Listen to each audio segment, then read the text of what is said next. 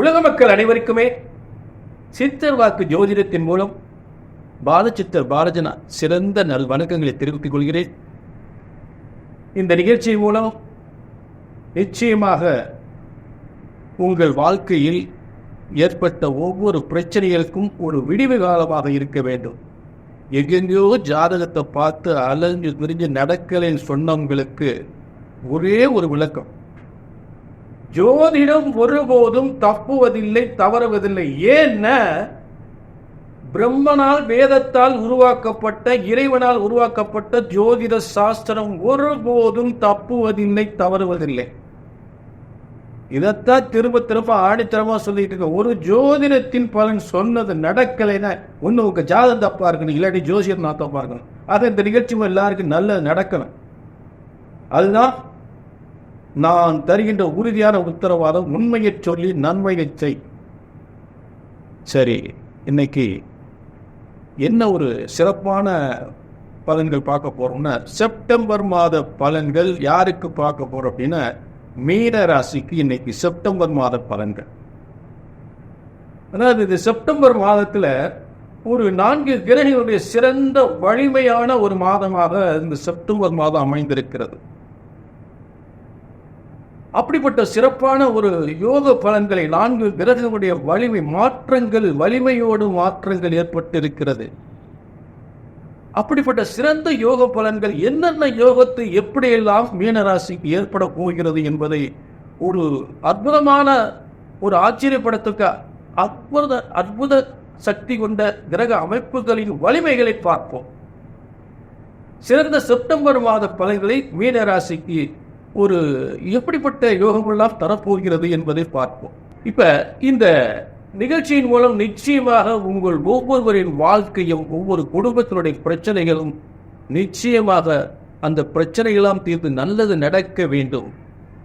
பம்பா, நீங்க உங்க அனுப்புற ஒவ்வொரு ஜாதகத்தையும் பார்த்தா ரொம்ப வேதனை. எப்படி நடக்கும்? தப்பு தப்பா ஜாதகம் கையில வச்சிருக்கீங்க. தவறான ஜாதகத்தை வச்சுக்கிட்டு, தவறான ஜோசியத்தை பார்த்துக்கிட்டு, இப்ப தப்பான ஜாதகத்தை வச்சுக்கிட்டு தப்பான பலன் தான் வரும். உலகத்துல எல்லா இடத்துலையும் பார்த்துட்டு ஒண்ணுமே நடக்கல எப்படி நடக்கும்? எல்லாமே தப்பு தப்பா நடந்துகிட்டு இருக்கு. இப்ப என்ன பொறுத்தளவு வேதனைப்படுறேன்.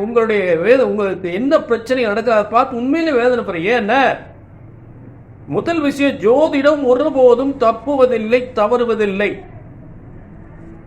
ஜோதிட சாஸ்திரம் பிரம்ம வேதத்தால் இறைவனால் உருவாக்கப்பட்ட ஜோதிட சாஸ்திரம், மனிதன் உருவாக்கியதல்ல. அதை தான் திரும்ப திரும்ப சொன்னேன். ஜோதிடம் ஒருபோதும் தப்புவதில்லை, தவறுவதில்லை. மனிதர் தவறு செய்கிறார். அதை கணித்து சொல்வதில் தான் தவறு நிறைய ஏற்படும். ஆளுக்கு ஒவ்வொருத்தரும் ஒவ்வொரு விதமான பலன்கள். இங்கே சித்தர்களும் 18 சித்தர்களும் முனிவர்களும் சப்த ரிஷிகளும் உருவாக்கிய அந்த சித்தர்கள் உருவாக்கிய முறைப்படி, அந்த பஞ்சாங்கத்தின்படி முறையாக உங்கள் பலன்கள் சரியாக கணிக்கப்பட்டு சரியாக சொல்லப்படுகின்றது. அது எந்த மாற்றமே இல்லை. சொன்னது நடக்கும், நடந்தே தீரும். எங்களுக்கு எத்தனையோ இடத்துல பார்த்துங்க, பையனுக்கு ரொம்ப கல்யாணம் முடிக்க முடியும். நாங்களும் ஒரு 25 வயசுல பையனுக்கு பொண்ணு பார்க்க ஆரம்பித்தோம். பையன் நல்லா படிச்சிருக்கான், கை நிறைய சம்பளம் வாங்குறான், நல்ல ஆளு நல்லா தான் இருக்கான். ஆனா அவன் என்ன சொல்ல, நல்ல அழகான பொண்ணு, நல்ல அழகான பொண்ணு வரும்ன்ற. அவன் எதிர்பார்ப்பு நியாயமானது. ஆனா பார்த்தீங்கன்னா பொண்ணு நல்லா இருந்துச்சுன்னா ஜாதகத்துல பொண்ணு நல்ல லட்சணமா இருக்கு, ஆனா ஜாதகத்துல பொருத்தம் இல்லை. ஜாதகம் நல்லா பொருந்தி வந்தா பொண்ணு நல்லா இல்லை. அது இருந்தா இது இல்லை, இது இருந்தா அது இல்லை. நாங்களும் 25 வயசுல இருந்து ஜாதகத்தை தூக்கி ஒவ்வொரு ஜோசியரா பார்த்து என்னமோ பரிகாரம் பண்ணிட்டு இன்னைக்கு பார்த்தீங்கன்னா 35 வயசு ஆயிடுச்சு. இந்த கொடுமை எங்க போய் சொல்றதுங்க? 25 வயசுல பொண்ணு பார்க்க ஆரம்பிச்சு இன்னைக்கு 35 வயசு ஆயிட்டு வச்சு கல்யாணம் முடியாது. அதுல சில பேர் இவனுக்கு 29 கல்யாணம் முடிச்சிங்கன்னா தாரம் 2, இன்னைக்கு ஒரு தாரத்துக்கு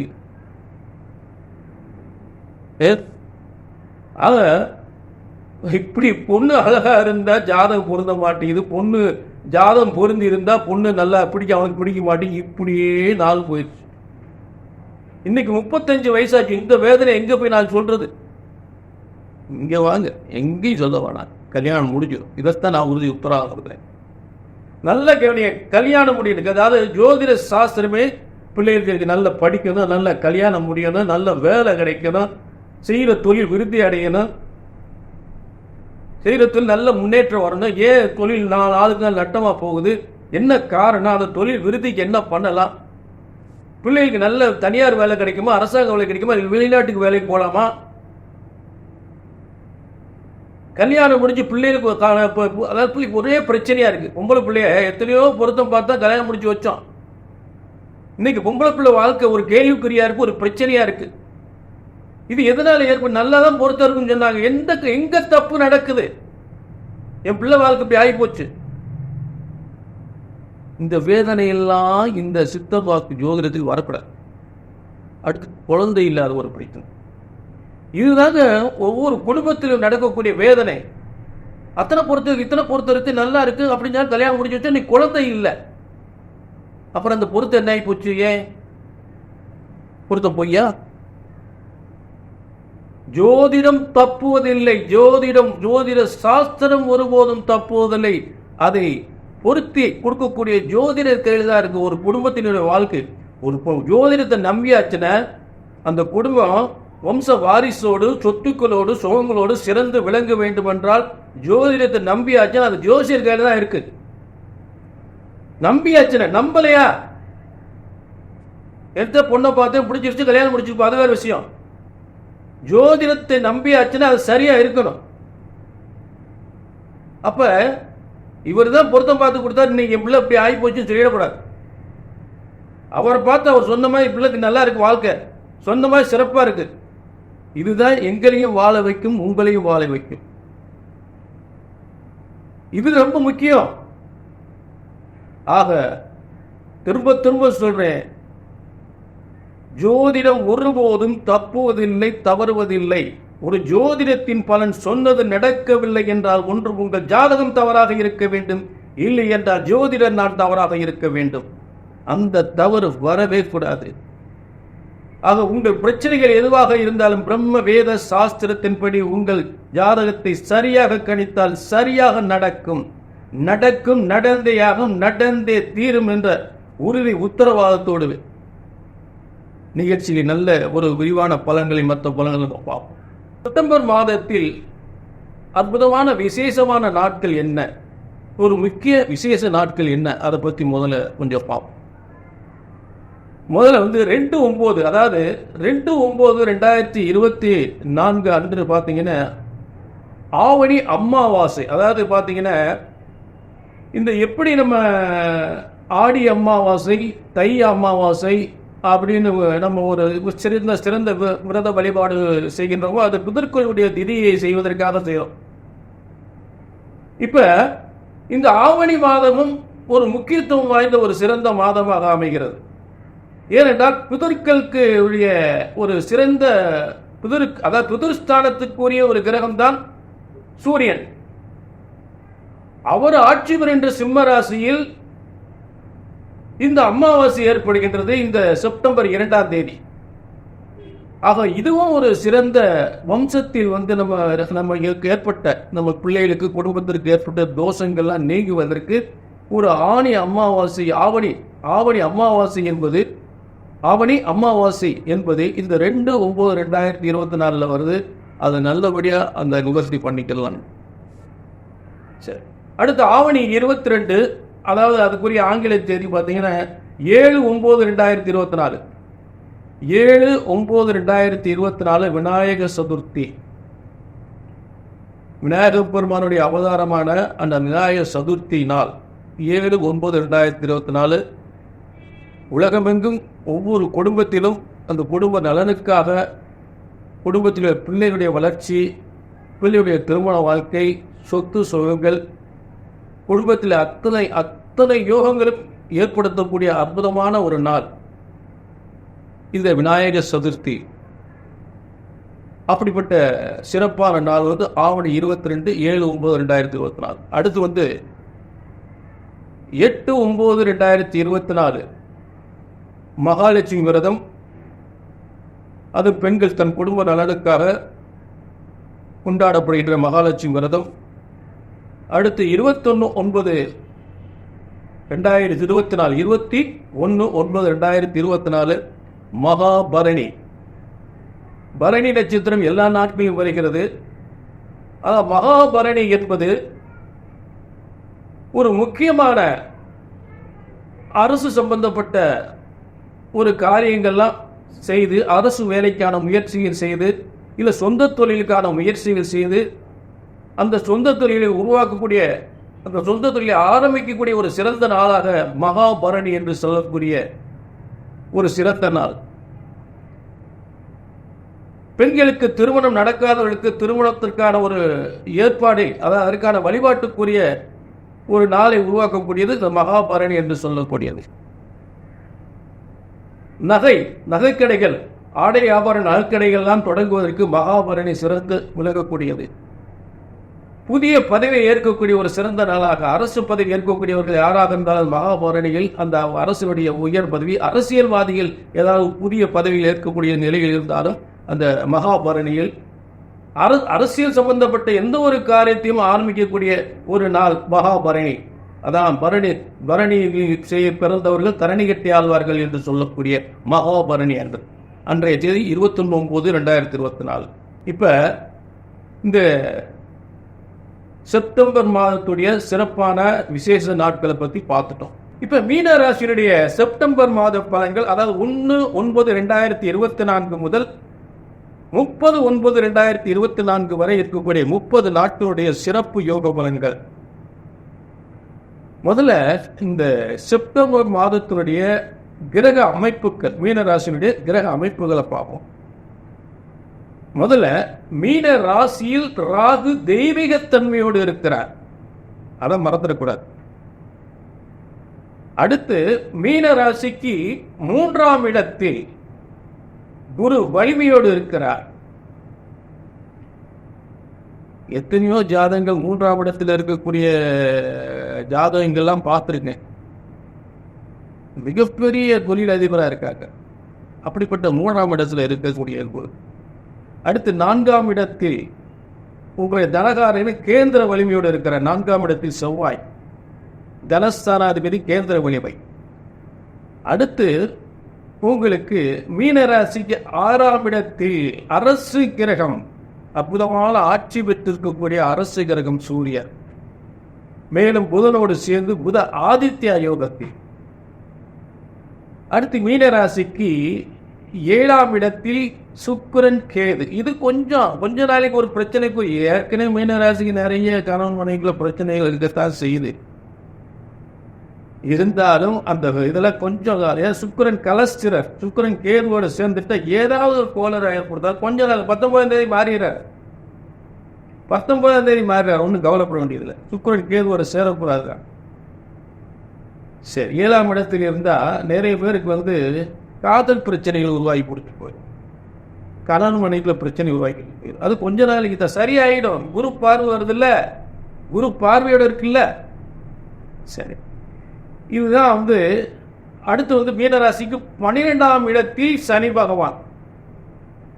சனி பகவான் ஆட்சி பெற்று மூலத்திரிகோணத்தில் ஆட்சி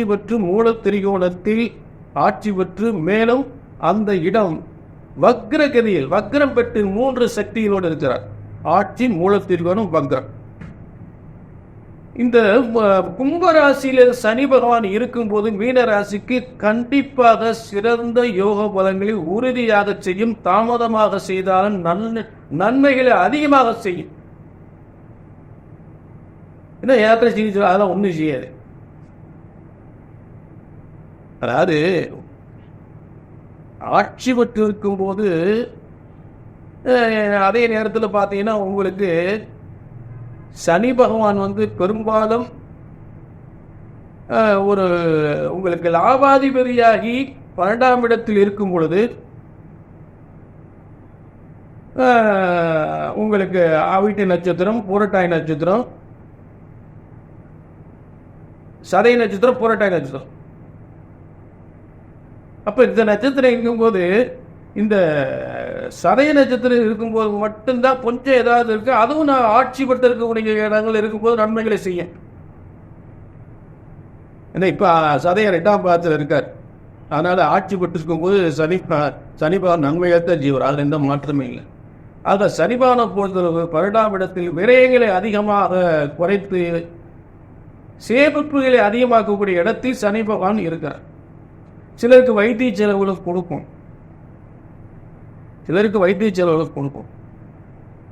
அது பெரியவங்களா இருந்தால் வீட்டில் இருந்தால் வைத்திய செலவு கொடுக்கும், அது ஒன்றும் மாற்றம் இல்லை. சரி, ராகு மீன ராசியில் இருக்கக்கூடிய ஒரு நிலையில் பார்த்தீங்கன்னா தெய்வீகத்தன்மையோடு குருவின் வீட்டில், மீன ராசி குருவின் வீட்டில் ராகு இருப்பதனால் வேற இன ஜாதி மக்களால் நன்மைகள் பெறக்கூடிய நிலையில் இருக்கும்.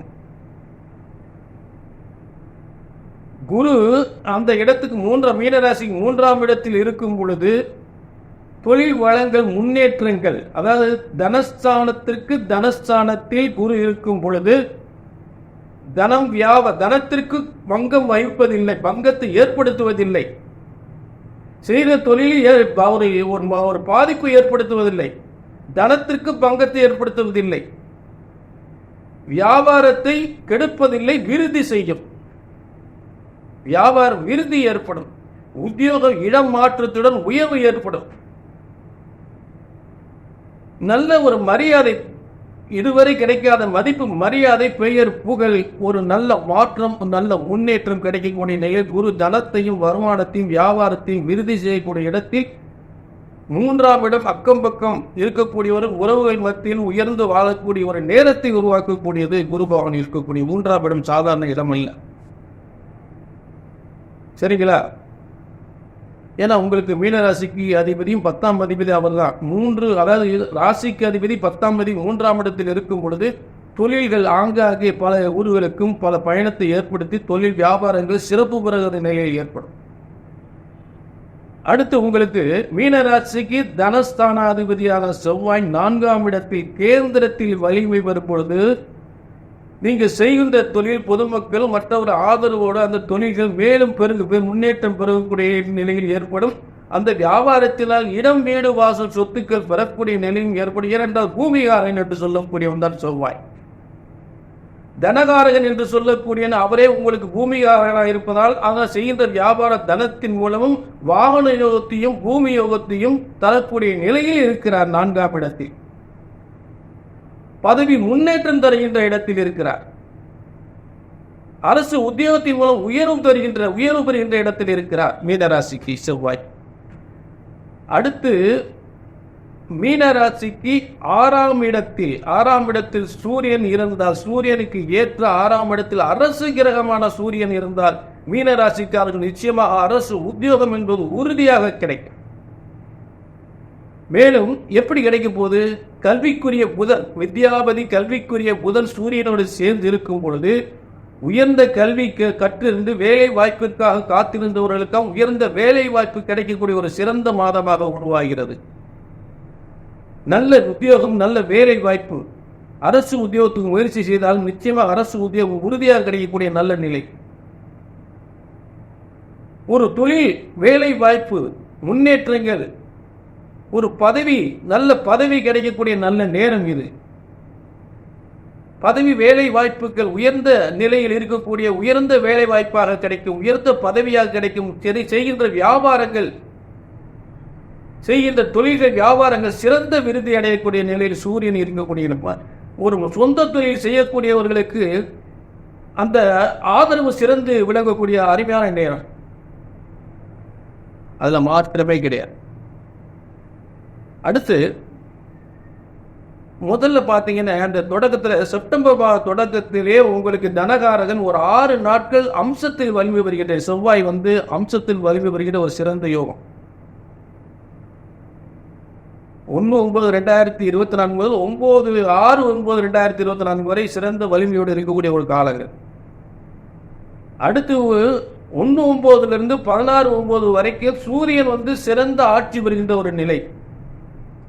மேலும் சூரியனோடு சேர்ந்த புதன் உங்களுக்கு 7ஆம் இடத்தில், அதாவது கணவன் மனைவி சேர்ந்து வாழக்கூடிய அந்த இடமாக இருந்தாலும், கூட்டு தொழிலாக இருந்தாலும், வெளிநாட்டு வேலையாக இருந்தாலும், மற்றபடி எந்த செய்கின்ற வியாபாரம் எல்லாமே சிறந்து விளங்கக்கூடிய இடத்தில் கலசரஸ்தானத்தில் 7ஆம் இடத்தில் மிகப்பெரிய வெற்றி தரக்கூடிய இடத்தில் புதன் ஆட்சி வருகின்ற காலம் 19/9/2024 முதல் சூரியனோடு சேர்ந்த புதன் 7ஆம் இடத்துக்கு வரக்கூடிய காலம்.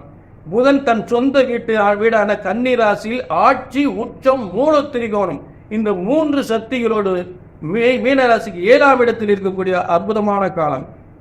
எப்ப 19/9/2024 முதல் மீனராசி 7ஆம் இடத்துல புதன் ஆட்சி பெறுகின்ற காலம். ஆட்சி மட்டும் இல்ல, உச்சம், மூல திரிகோணம் ரெண்டுமே கன்னி ராசிக்கு அந்த புதன் இருக்கக்கூடிய இடம். 19 புதன் கன்னிக்கு வந்துடுறார். அப்ப மீனராசி 7ஆம் இடம் ஷேர் மார்க்கெட் இருந்தாலும் சரி, செய்கிற வியாபாரமா இருந்தாலும் சரி, ஒரு செய்கின்ற உத்தியோகமா இருந்தாலும் சரி. அதே நேரத்தில் மீனராசி இடம் வீடு வாசல்கள், ஒரு அக்ரிமெண்ட் போடுறது, ஒரு தொழிலுக்கான அக்ரிமெண்ட் போடுறது, ஒரு ஷேர் மார்க்கெட்டில் முன்னுக்கு வர்றது, சிட் ஃபண்டு, இதெல்லாம் உலக வர்த்தகங்கள் என்று சொல்லக்கூடிய எல்லாமே சிறப்பு பெறக்கூடிய நிலையில் ஏற்படும். அடுத்து அதே 19/9/2024 சுக்கிரன் கேதுவோடு சேர்ந்த சுக்கிரன் உங்களுக்கு துலா ராசி 8ஆம் இடத்தில் ஆட்சி பெறுகின்றது. எப்பொழுதுமே 8ஆம் இடத்தில் ஒரு ஆட்சி பெற்று கெட்ட கிரகம் தான் உட்காரக்கூடாது. இதுல கெட்ட கிரகம் தான் உட்காரக்கூடாது. அதாவது ரிஷபராசிக்கு அதிபதியே துலா ராசியில் ஆட்சி பெறும் பொழுது அப்ப குரு இருந்து என்னென்ன காரியங்களை செய்ய வேண்டுமோ அதற்கு உறுதுணையாக துலா ராசியில் இருக்கக்கூடிய சுக்கிரன் அதற்கு வலிமை வருகின்ற நிலை. ஆக செய்கின்ற வியாபாரம், வருமானம், தொழில் முன்னேற்றங்கள், வாகன யோகங்கள், சொத்து யோகங்கள் என்ற அனைத்து யோகங்களும் பெறக்கூடிய இடத்துல சுக்கிரன் சாதாரண வலிமை அடையல. சுக்கிரன் எல்லாருக்குமே அதை அட்டிக்கிறது பாரு சுக்கிர திசை அப்படின்னு சொல்றாங்க. அந்த மாதிரி சுக்கிரனுடைய வலிமை ஏற்படும் பொழுது காசு பணங்கள், வியாபாரங்கள் நிறைய பெருகக்கூடிய நிலை ஏற்படும், உயர்வு பெறக்கூடிய நிலை ஏற்படும். 8ஆம் இடத்தில் ஆட்சி பெற்ற கிரகம் வந்தால் நினைத்ததை விட அதிகமான வருமானங்கள் ஏற்படும். அதுதான் உண்மை, அதுல எந்த மாற்றமே இல்லை. இதுதாங்க செப்டம்பர் மாதத்துடைய மீனராசியுடைய கிரக அமைப்புகள். அதாவது செப்டம்பர் தொடங்கும் போதே ரொம்ப சிறப்பாக தனஸ்தானத்தினுடைய நிலைகளை செவ்வாய் வலிமை வருகின்ற நிலையில், கேந்திரத்தில் வலிமை பெற்று ஆட்சி பெறுகின்ற நிலை, அப்புறம் சூரியன் ஆட்சி பெறுகின்ற ஒரு சிறந்த அமைப்பு, அப்புறம் புதன் ஆட்சி பெறுகின்ற ஆட்சி, உச்சம், மூலத்திரிகோணம் அதுவும் சிறந்த அமைப்பு. அடுத்து சுக்கிரன் துலா ராசியில் ஆட்சி பெறுகின்ற ஒரு இத்தனை சிறந்த அமைப்புகள், சிறந்த யோக பலன்கள், கிரக அமைப்புகள், கிரக வலிமை கொண்ட மாதமாக இந்த செப்டம்பர் மாதம் மீன ராசிக்கு அமைந்திருக்கிறது. ஆக எல்லாமே சிறப்பாக இருக்கிறது, அல்லது எந்தவித மாற்றமே இல்லை. எல்லாமே நல்லதாக இருக்குன்னு சொல்லிட்டு எங்கெங்கே எங்களுக்கு நல்லது நடக்குது, எத்தனையோ இடத்துக்கு எங்க பிரச்சனைகளா தீர்மானம் ஜாதகத்தை பார்த்து நொந்து போயிட்டு ஒன்றும் நடக்குது. அப்ப என்ன காரணம்? ஒரு ஜோதிடத்தின் பலன் சொன்னது நடக்கவில்லை என்றால் ஒன்று உங்கள் ஜாதகம் தவறாக இருக்க வேண்டும், இல்லை என்றால் ஜோதிடர் நான் தவறாக இருக்க வேண்டும். என்ன ஜோதிடம் என்பது, ஜோதிட சாஸ்திரம் என்பது பிரம்ம வேதத்தால், பிரம்ம சாஸ்திரத்தால், இறைவனால் உருவாக்கப்பட்ட ஜோதிட சாஸ்திரம். ஆக மனிதன் அதை கணித்து சொல்லக்கூடிய மனிதன் தான் தவறு செய்து விடுகிறானே தவிர ஜோதிட சாஸ்திரம் ஒருபோதும், இறைவனால் படைக்கப்பட்ட ஜோதிட சாஸ்திரம் ஒருபோதும் தப்புவதில்லை, தவறுவதில்லை. புரிஞ்சுட்டீங்களா? ஒன்னு ஜோதிடத்தின் பலன் சொன்னது நடக்கல அப்படின்னா ஒண்ணு ஜாதகம் தப்பா இருக்கு, இல்லாட்டி ஜோதிடத்தில் நான் தப்பா இருக்கணும். ஒண்ணுக்கு நோட்டு தப்பா இருக்கு, இல்லாட்டி நான் தப்பா இருக்கணும். இந்த காரணம் தான். புரிஞ்சுட்டீங்களா? ஆக உங்கள் பிரச்சனைகள் எதுவாக இருந்தாலும், கல்யாணம் முடியலையா, வேலை கிடைக்கலையா, படிச்சுட்டு சும்மா இருக்கீங்களா, வேலை இல்லாமல் இருக்கீங்களா, கல்யாணம் முடிஞ்சு குடும்பத்துக்குள்ள ஒரே பிரச்சனையா இருக்கா, அரசாங்க வேலை கிடைக்கலையா, இல்லை கல்யாணம் முடிஞ்சு எத்தனையோ வருஷம் ஆகி குழந்தை இல்லாமல் இருக்கா, வீட்டில் ஏதோ ஒரு பிரச்சனை ஆகிட்டு இருக்க, செய்வன கோளாறு நடக்குதா, கொடுத்த பணமெல்லாம் வராமல் இருக்கா, சொத்து பிரச்சனை முடியலையா, வீட்டுக்குள்ள ஏதோ ஒரு பிரச்சனை, குடும்பத்தில் ஒருத்தருக்கு ஒருத்தர் பெரிய பிரச்சனையா இருக்கு, இதெல்லாம் எப்போ தீரும்? இதுக்கெல்லாம் நாங்கள் நல்லா இருக்கணும் தானே உங்களை மாதிரி ஜோசியர் பார்க்குறோம், பார்த்து ஒன்றுமே நடக்கல அப்படின்னு சொல்லும்போது வேதனை தான்.